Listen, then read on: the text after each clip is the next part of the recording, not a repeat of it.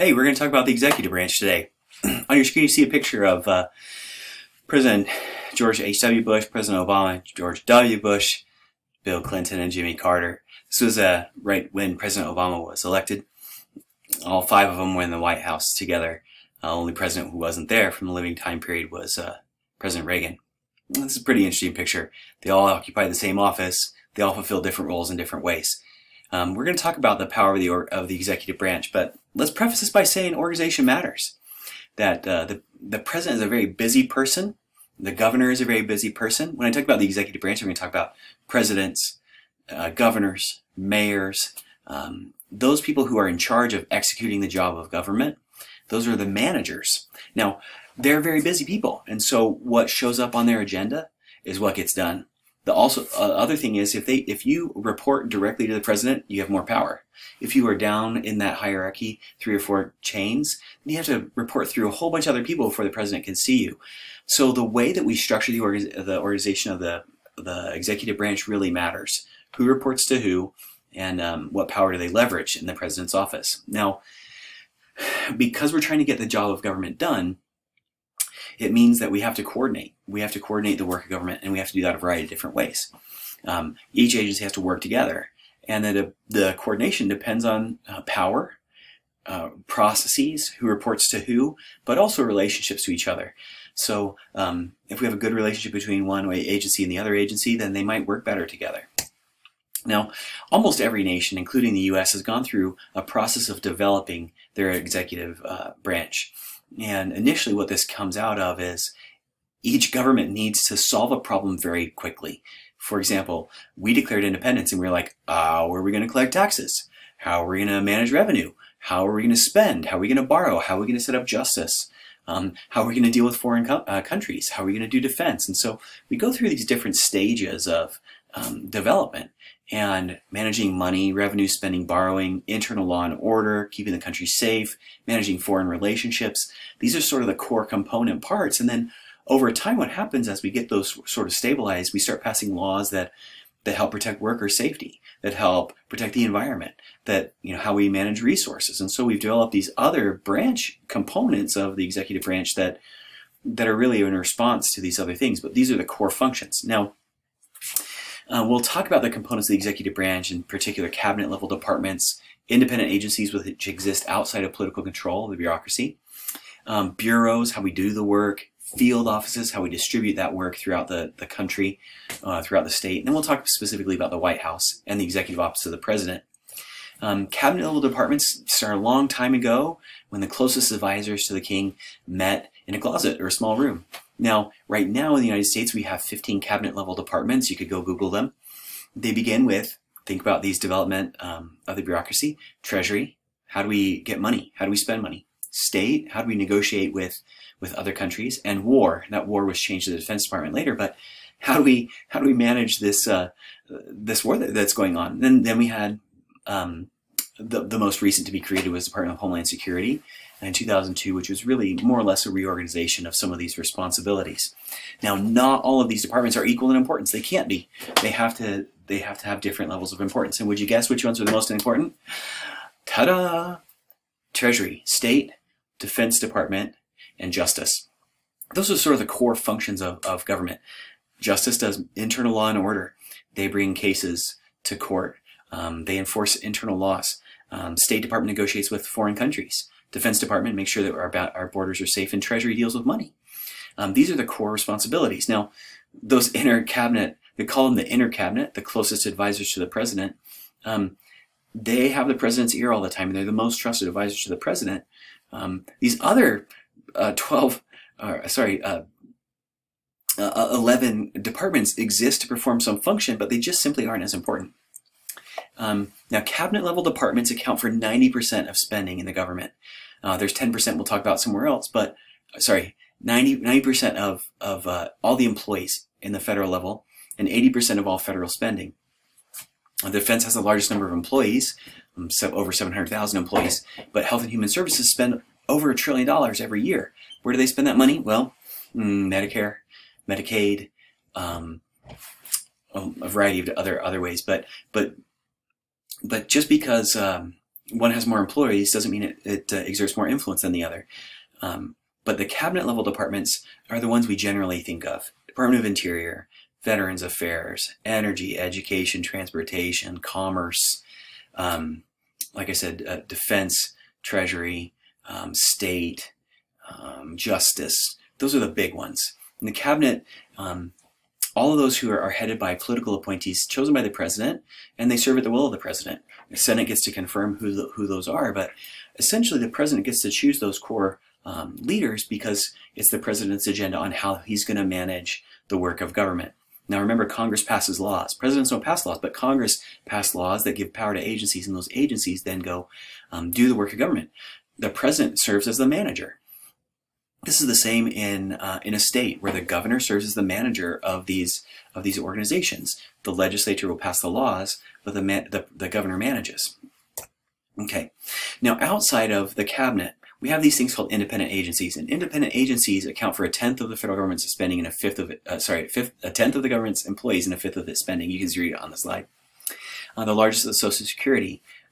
Social Security processes payments to people who are drawing on Social Security. Those could be, people who are, meet an income requirement, a work requirement, and they're over 63 or 65.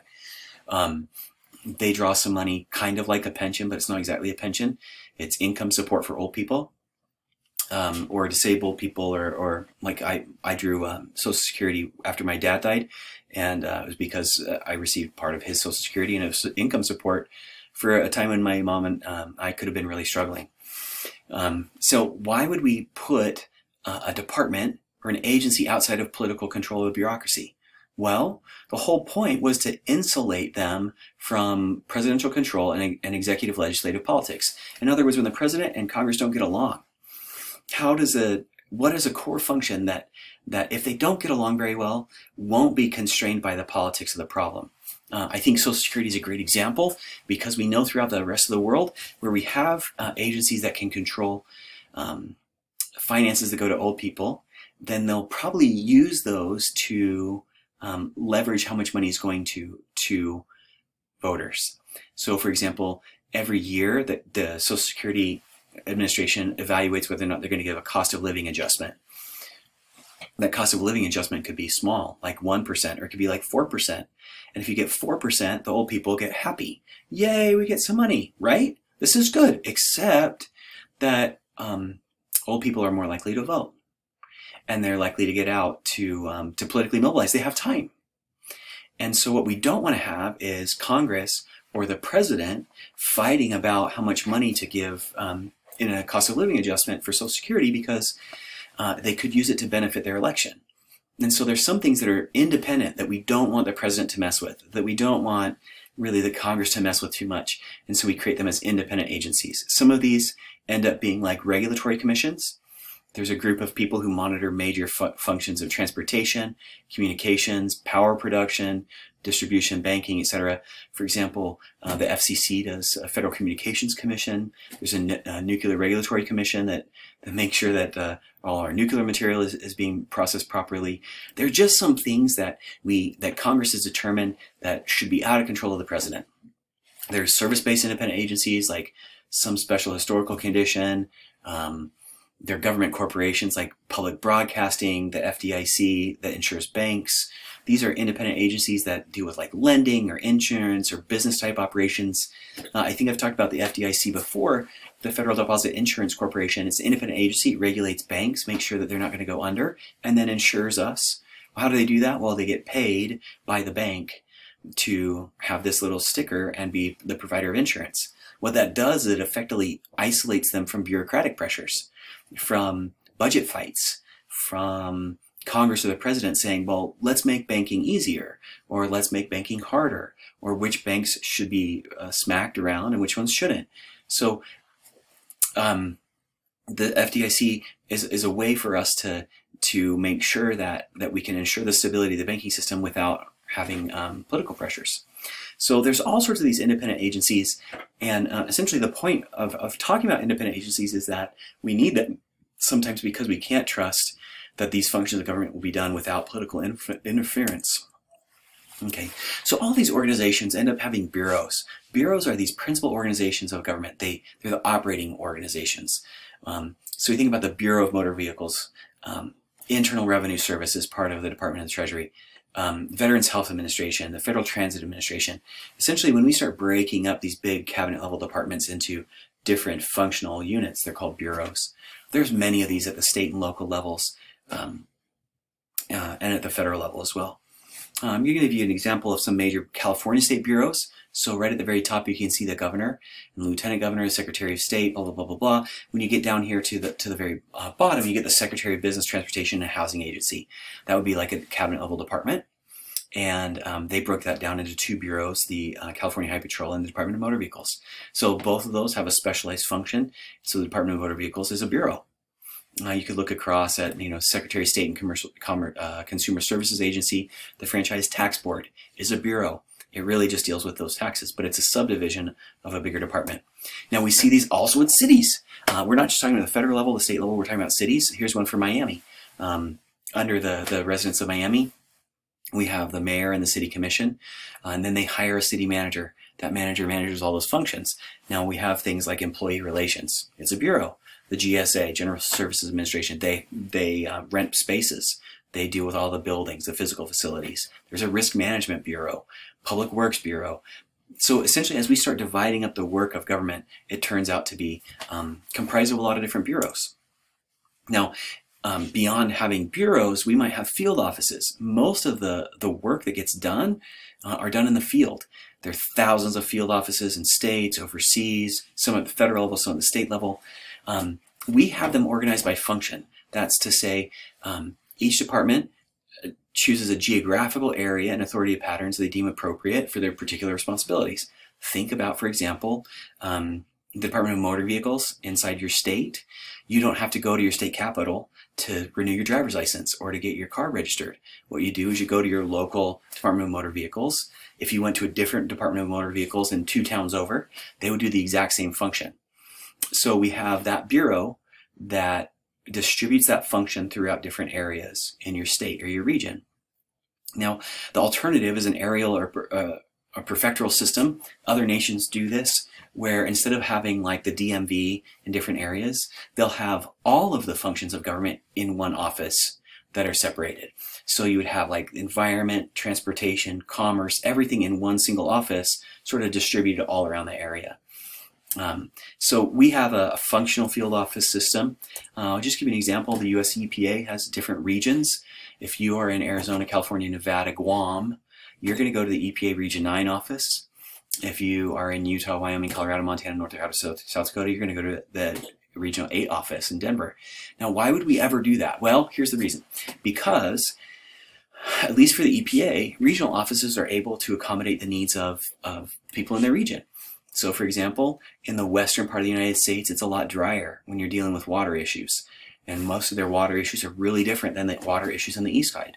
We talked about pluralist organizational theory, but here's one spot where we can see how the EPA and its different regional offices will have different cultures. Like, say, for example, the Region 3 office in West Virginia, it does a different type of coal mining and does different kind of water problems than the coal mining that we do in Arizona, New Mexico, Colorado, Utah. And so the EPA can accommodate those specific needs, but also it means that if you want to mine coal, you don't have to go all the way to DC to get your permit.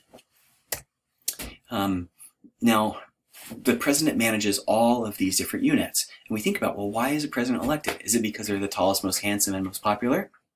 Or because they're really good managers? Or they propose good policies? Interestingly, the information that we get from political scientists is most of the time it's A. And as much as we'd like them to be good managers, execute the law properly, or maybe we really want them to propose good policies, policies are good, and the legislature does most of that. But really what they do on a day-to-day basis is manage. But unfortunately what we look for in these leaders, because these policies are so hard to disentangle, most of the time we elect presidents who are the most handsome, tallest. The tallest presidential candidate had won the popular vote, for years, ever since they could see how tall people were. So in a debate, for example, standing on a podium, or standing behind a podium where you can equalize height is a huge deal. And we're going to talk about that in just a second. But presidents really are supposed to be good managers. That's what they're hired for.